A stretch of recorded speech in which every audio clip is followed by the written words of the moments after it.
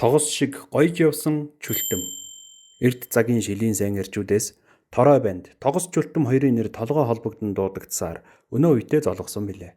Торой банд бол элдв адал явдал намтар түүхээр ариун хүн. Түүний тухай даргангийн Торой банд хэмээх ном хүртэл бичигдсэн нь бий. Харин тогос чүлтмийн хувьд бол олигтой түүх намтар байдаггүй. Ерөөсөө чүлтэм гэдэг нэр л яваад байдаг. Аль аймгийн ямар хушуунд хэдэн онд амьдарч байсан нь тодорхой биш. Энэ хүний намтар түүхийг тодруулахын тулд дээхэн үеийн ахмад зохиолч, сэтгүүлчид болон домог түүх сонирхон судалдаг хөгшчүүдээс асуухад ямар ч гэсэн засагт хааны хөх харчуудын л нэг үзээ гэхээс өөр үгийг хэлээгүй юм. Харин худам Монгол бичиг сайн мэддэг. Тэр дундаа Өвөр Монголын номын санд очиж дээхэн үеийн домог түүх судалж сурвалжилдаг ганц нэг хүн тогос чүлтмийн тухай зарим нэг баримтсэлтийг олж мэдсэн байх аж. Тогос чүлтэм ихээхэн ганган хувцаслаж явдаг. Ухаандаа тогос шиг л гоёж явдаг байсан учраас тогос гэдэг хочтой болсон юм байх. Бас тэр ихээхэн арга зальтай, хүний ивийг олохдоо гаргууд авхаалчтай нэгэн сэргэлэн нөхөр байжээ. 2000-ад оны үед өсөх хоёр авраг, сүхэт аврагыг наадмын талбай дээр тийрч унгаагаад нэг хэсэг муудалсан да. Дараа нь өсөх хоёр авраг сүхэт аврагтай эвлэрэх үедээ чи ер нь тогос чүлтэм шиг нөхөр шүү гэд далан дээр нь алгадаад инээсэн гэдэг. Тэгэхээр өсөх хоёр авраг тогос чүлтмийн тогос шиг гойдог, арга зайлтай, авхаал самбаатай болохыг хэн нэгнээс сонсч байсан бололтой. Энэ хүний талаар ямар нэгэн мэдээлэлтэй байсан болоод л нэрийг нь онцлон түүхийг нь ярьсан байж таарна. 50-60-ад оны цагдаагийн генерал Хурандаа нар тогос чүлтэм гэгч хэн болохыг ерөнхийдөө гадралдаг байжээ. Ялангуяа Думбраа генерал тогос чүлтмийн өдүүлсэн нэгэн том хэргийн тухай сайн мэддэг байж. Гэвч тэрхүү хэргийг социалист төр засаг ард түмэнд мэдэгдүүлэхгүйгээр хав дарахаар шийдсэн. Учир нь чүлтэм 20-од оны үед хэдэн нөхдийн хамт Монгол улсын ганц банкийг тончсон юм биз. Энэ нь шин залуу Монгол улсын нэр сүрэнд сэв суулгаж мэдхээр байсан тул тогос чүлтмийн намтар түүх элдв адал явдлыг хиндэж мэдэгдэхгүйгээр хав дарж нэг ёсондоо газрын хөрснөөс арчхад хүрсэн гэдэг. Тэглээч Өвөр Монголын түүх содорт түүний тухай бичигдэж үлдсэн л байгаа юм. Уйгуржин бичиг сайн мэддэг урагшаа явж эртний домог түүх судалж сурвалжилдаг Нэм Очор хэмээх залуу чүлтмийн зарим нэг хэрэг явдлыг олж мэджээ.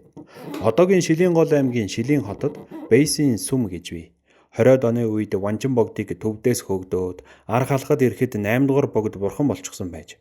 Тэр үед 8 дугаар богдын нэр хүнд ихээхэн өндөр байж л дээ. Тиймээс Ванжин богд тэр даруйда Өвөр Монгол руу явж тентхийн Бейсийн сүмд очоод дүүнхрийн ван тавих болж. Тэгтэл Ар Монголоос 40 мянган хүн очсон байгаа юм.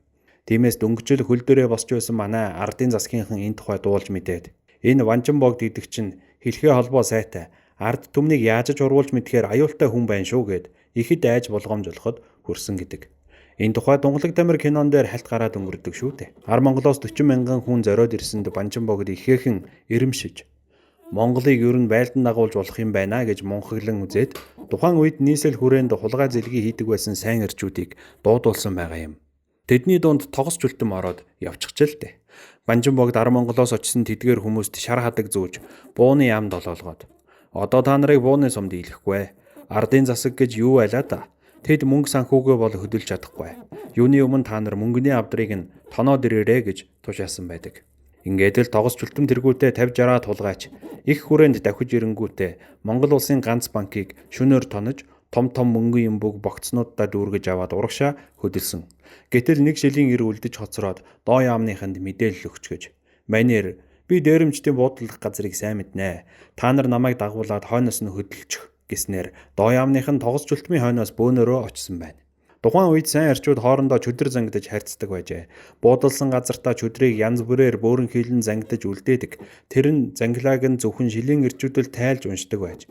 Доо яамныхантай хамт явсан Шилийн эр зангидаж орхисон чөдрийг тайлж уншсаар яваад Дорноговь аймгийн Авгын хонгол гэдэг газарт хурж иртэл тогос чүлтэм тэргүүтээ эрчүүд халахын хавтгаагаас гарахаасаа өмнөхөн сайхан найрлаа гэд хонхор газар галт төлж үхэр алж идээд арх дар сууж бөө найр наадам болж байхтай таарч. Тиймээс доо яамныхан тэднийг согтож унахыг нь хүлээхээр шийдлээ. Бүрий болмогц бүгд нөгөө хонхортой нам согтоод унтцгааж. Харин тогос чүлтэм ердөөсөө нам дор газар унтдаггүй. Өвөлж байсан, зунч байсан заавал уулын орой дээр гарч унтдаг хүн байж. Үүнийг нь доо яамныхан анзаараагүй. Тэд хонхорт унтж байсан 50 гаруй хулгайчийг бүгдийг нь нам буудаж алаад тоногдож дээрэмдүүлсэн бүхий л мөнгө юм бүгэ аваад хот руу буцжээ. Энэ нь нэгдүгээрт айхтар том алдлага болж, хоёрдугаарт байдгалныг хулгайч нарт банкаа тонуулсан болохоор доо яамныхан энэхүү ноцтой хэрэг явдлыг ард түмэнд мэдэгдүүлэхгүйгээр хав дарахаар шийдсэн нь тэр. Харин тогос чултам уулын орой дээр унтаж байсан учраас ганцаараа амьд гарсан гэдэг. Тухайн үеийн ардууд түүнийг өвөр Монгол руу дөрвсөн гэж ярьдаг байжээ.